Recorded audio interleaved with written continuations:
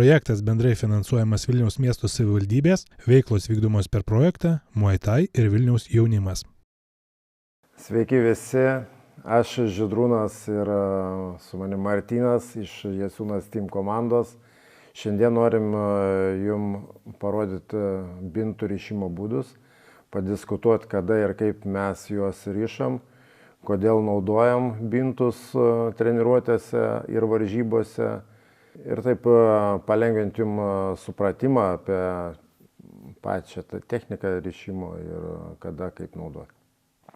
Paprašysim Martyno, kad Martynas parodytų patį populiariausią rišimo būdą, kaip rišamės. Populiariausia kurioj valstijai? Mūsų klube, nes natūralu, kad kiekvienas klubas ar kiekviena mokykla turi savo rišimo būdus. Aš galiu pasakyti, kad jų yra daug skirtingų ir dažniausiai jie visi yra teisingi. Tai mes turim savo, kurį naudojam ir būtent šį būdą mes rodom savo mokiniam ir norim, kad jie taip ir rištų rankas.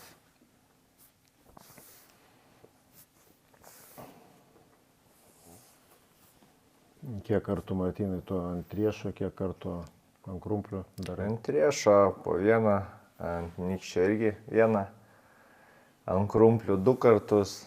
Jeigu būtų ilgesnis bintas, būtų galima šiek tiek daugiau tų kartų, ypač irgi jeigu jauti, kad turi kažkokią problemą kažkurioje vietoje, ar pirštas skauda, ar riešą, tai irgi čia yra bintų rišimas yra iš tikrųjų individualus reikalas, kai vieni aiškina, kad būtent reikia taip daryti, tai iš tikrųjų rišant bintus reikia žiūrėti palei save, kur realiai tavo rankose didžiausia problema ir kur mažiausiai yra stabilumo. Nes su bintais yra esmė sutvirtinti ranką, kad galėtum drąsiai, stipriai atlikti smūgius ir išvengtum traumų.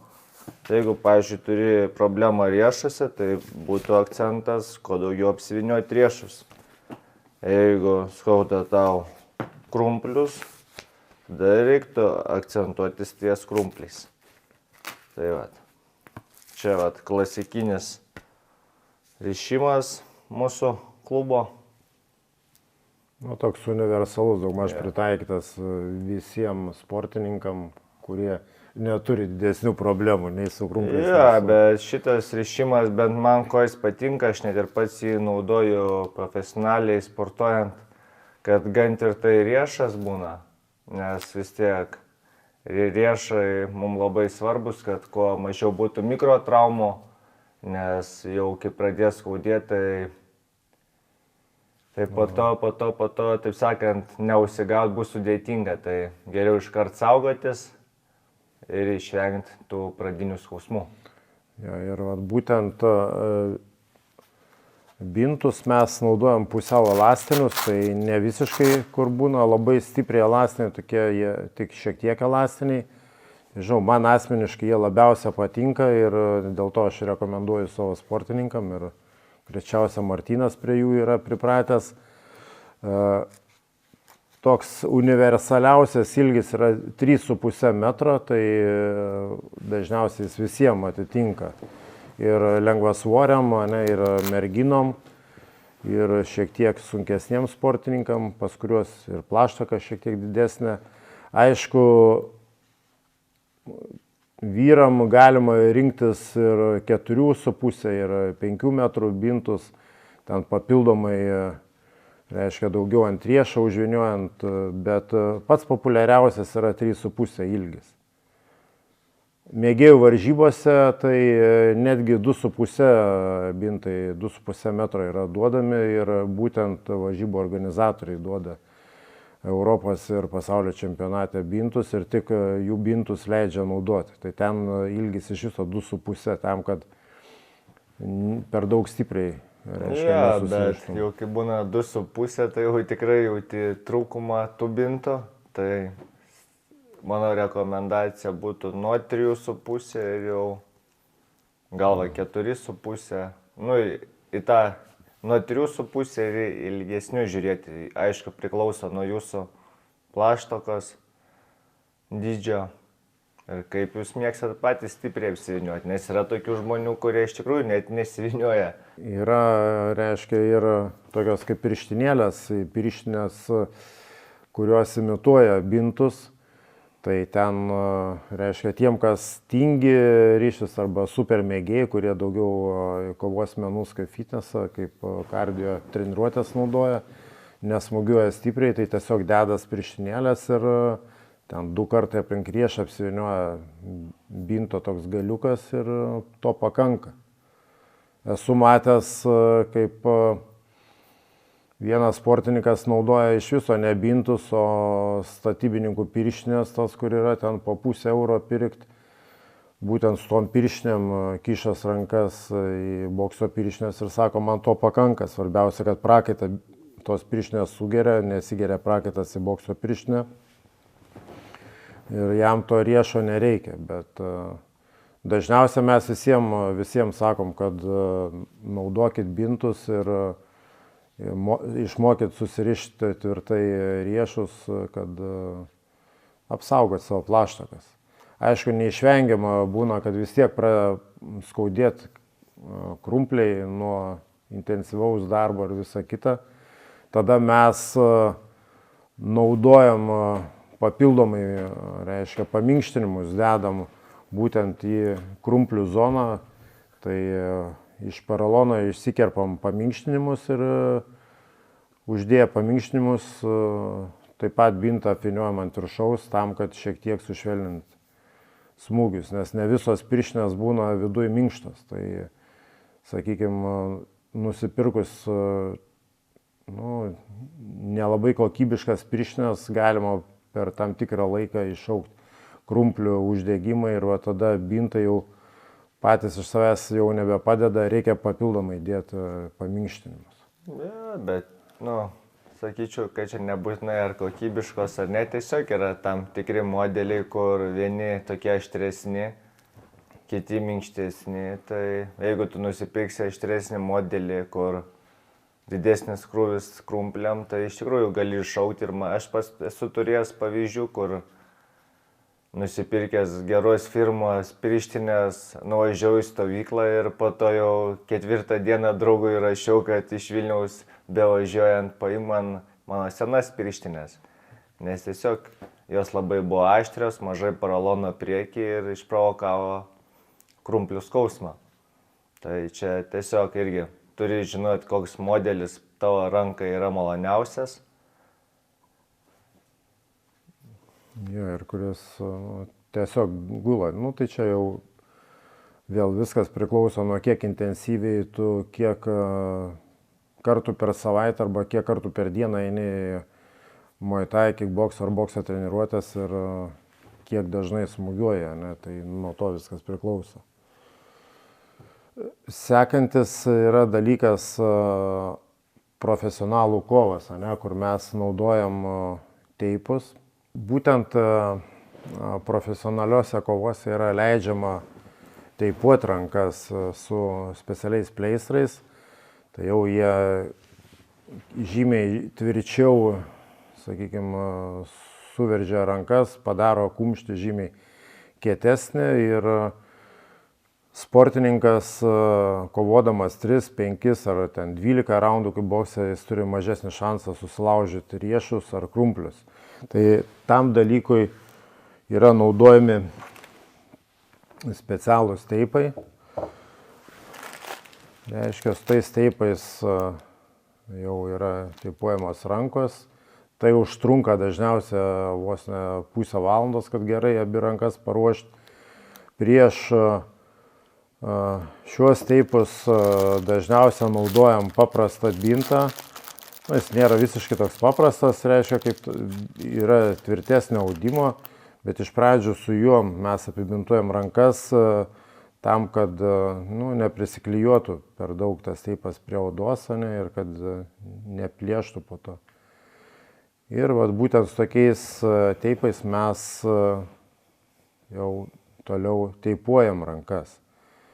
Tai tą būdą, kaip teipuojam rankas, mes jums parodysim, nes kaip tik nesenai dalyvavo mūsų klubo sportininkas Vakaris Didika vienam profesionaliam turnyre, kur kovojo dėl Baltijos Muay Thai čempiono diržo. Ir vat ten mes jam būtent teipavom rankas, ruošiam tai kovai. O ten Martynas gal ką nors turi iš savo patirties papasakot, kaip tavo tie teipavimai prieš profesionalias kovas. Tau patinka būtent suteipuotos taip rankos, ar tu rinktumės tą paprastą klasikinį būdą su bintais? Nuo ko taip? Aš rinkčiau tą profesionalų teipavimo būdą, bet su tokiu niuansu, kad aš jau būčiau prieš tai pasibandęs savaitę ar dvi prieš varžybas, nes irgi yra labai svarbu pasibandyti, nes kadangi tu užsibintoji, kai tau užbintoja su teipais, iš tikrųjų tavo ranka pasunkėja ir realiai ne visi tai supranta ir po to, kai pradedi kovoti, vietoj 10 ozų, taip sakant, pirštinės patampo jau 12 ar 13, tai šiaip yra labai gerai apsiprasti. Tai pasibandyti porą savaičių prieš sparingose kokiuose, pajaus kaip tavo ranka, ar tavo pačiam malonu ar nemalonu. O dėl saugumo tai vienareikšmiškai tai su teipais, nes iškart tvirtesnė tavo ranka ir mažesnė tikimybė gauti kažkokių traumų, netikėtų jo.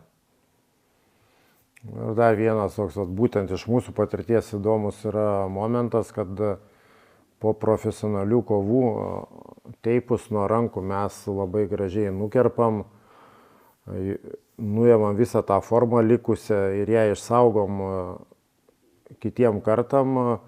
Būtent tam dalykui, kaip Martynas sakė, kad savaitę iki rimtų varžybų, kartais 2 savaitės, mes jau turim tokį pusfabrikatį, kai praeitų varžybų teipą tiesiog įsikiša ranka, dar keliais, sakykime, to teipo afiniavimais mes sustiprinam jį ir po treniruotės vėl nukerpam ir vėl išlaikom tą tokį paruoštuką savo ir jį naudojam, o po to jau varžybų dieną iš naujo padarom pilnai naują teipavimą tam, kad būtų vėl stipriau ranka ir riešas, reiškia, suveržtas, kad tvirčiau laikytų riešą ir visus krumplius, reiškia, tas mūsų.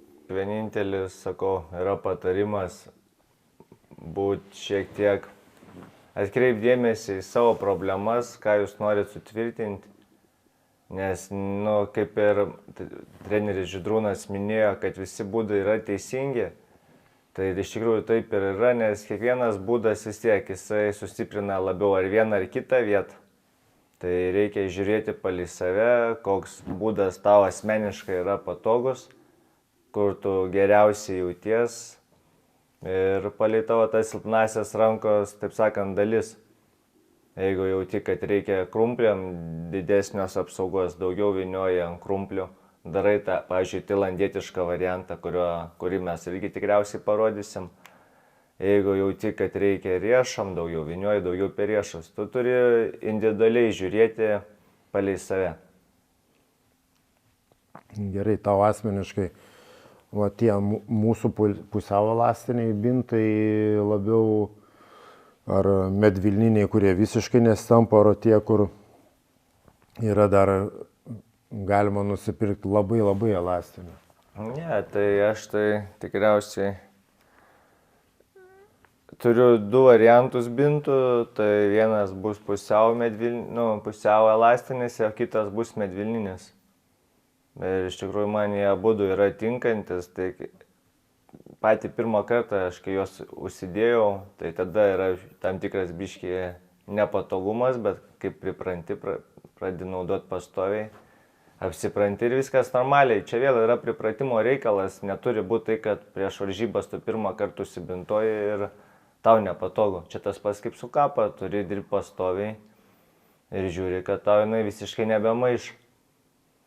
Tai ar vieni ar kiti bintai, man sakau, yra esmė svarbiausia, kad riešus tvirtai laikytų, dėl manęs gali ir ant krumplių nieko nebūti. Man yra pagrindinė esmė, kad labiausiai aš ko norėčiau, kad riešas būtų tvirtas, riešas ir nykštys. O dėl manęs gali net ant krumplių nieko nebūti, nes krumpliai ir taip kieti. Galiu dar parodyti vieną niuansą, vieną, taip sakant, variantą tailandietiško rišimo, taip sakant, ir spalvos pasirinksim labiau tailandietiškas.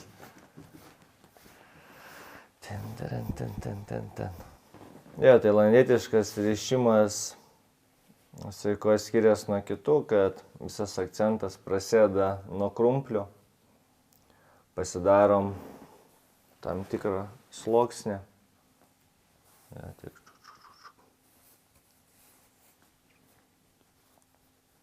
Tai pasiemam bintą, aš jį tiesiog taip primityviai persilenkiu keletą kartų. Mūsėdu ant kumščio. Čia galima ar daugiau, sakau, priklauso nuo binto ilgio, jeigu bintas ilgas, tu gali dar didesnę pagalvėlę pasidaryti ir pradedi vynioti. Iš pradžių prisilaikai su nykščiu. Po to jau, kai su bintu prisiverži, atleidi tą nykštį. Kokius 3 kartus apsuku, kad tvirtai laikytųsi. Tada grįžtu prie riešo. Nykštys.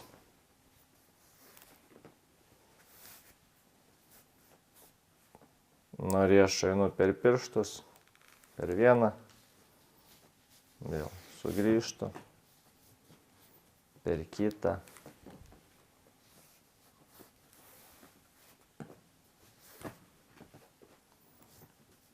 per trečią. Ir kadangi jau 3,5 bintom jau daug nebėra, paskutinį tą momentą užfiksuoju per riešus. Ir čia jau tailandietiško binto ryšime yra didesnis akcentas krumplio priekį. Nežinau, ar matysis per kamerą kažkoks skirtumas ar ne. Tai va, čia didesnis yra akcentas krumpliui. Jau gal pats krumplis šiek tiek kietesnis, tvirtesnis, bet tada jau tikrai reikia ilgesnio binto šitam ryšimui. Jau 4,5 būtų optimalu, gal net 5, jeigu tokie yra. Kad gerą burbulą pasidaryti priekį ir po to liktų pakankamai to binto riešam ir pirštam visiems. Dabar būtent apie riešą, ne? Jeigu aš dalyvauju Muay Thai treniruotėje arba varžybose, ne, tai man asmeniškai būdavo labiau patikdavo bintus rišti trumpesnį, va čia galą ant riešo, ne, ten jeigu nereikia klinčuotis, tada patogiau, ranka šiek tiek per riešą laisvesnė, geriau lankstos, aš galiu prasikišinėti, bet jeigu grinai boksuotis, tai stengdavausi ilgiau tą bintą užsirišti daugiau ant riešo, kad jau patį riešą stabilesnį turėtų. Tau tas įtakos? Aš kažkaip stengdavausi to reikalo labai neapsikrauti. Man, taip sakant, kai klinčuotis moku, visai gerai. Kartais problema su naujokais, jie per stipriai suveržia bintus ir ten jau po 5 minučių ar po 10 minučių treniruotės jie jaučia, kad pradeda tirpti ranka. Tai visuomet reiktų tokiu atveju sustabdyti treniruotę, nusimti pirštinės, atsilaisvinti bintus, tam, kad kraujas galėtų normaliai cirkuliuoti galūnėse. Jo, bet čia jau su elastiniais bintais šitą problemą dažniausiai pasireiškia. Jeigu jau su medvilniniais arba pusiau, tai mažiau, bet jeigu nusipirksite elastinius, tai tikriausiai norėsit po to kažkam juos padovanoti. Būna, kad, sakykime, ir su medvilniniais nuoširdžiai stengia žmogus, bet dar neturi patirties ir tos pastangos iki to daveda, kad jis perveržia ranką. Dar su medvilniniais būna kita tokia maža problema, kad jeigu tu prieš treniruotę užsirišai, po apšilimo jie atsilaisvina, nes jie neįsiveržia normaliai ir jie pradeda tiesiog smukt nuo rankos. Tai tada vėl tenka persirišti vidury treniruotės bintus ir iškart kišti pirštinę, kad jie neatsilaisvintų. Šiaip tai lengvai tie pusiau elastiniai, jie pats geriausias dalykas, taip, neperveržiant iš pradžių, užsirišus, treniruotės eigoje dar jie gaunas, kad įsitempia natūraliai, nes pradedant smūgiuoti į rankas daugiau kraujo priteka ir gaunas, kad natūraliai įsiveržia bintas ir pakankamai gerai laiko. Apie tuos visus pagrindinius rankų, reiškia, bintų rišimo būdus mes parodėm ir visus kviečiam peržiūrėti tą video, pabandyti namuose užsirišti vienu ar kitu būdu bintus. Ir jeigu nesiseka, tai ateit pas mus į salę ir mes tikrai išmokysim, kaip reikia rišti rankas. Ir jeigu reikės prieš varžybas suteipuoti, paruošti jūsų rankas net ir profesionalų varžybom, mes visą tai galim jums padėti įgyvendinti ir paruošti jūs geriem startam.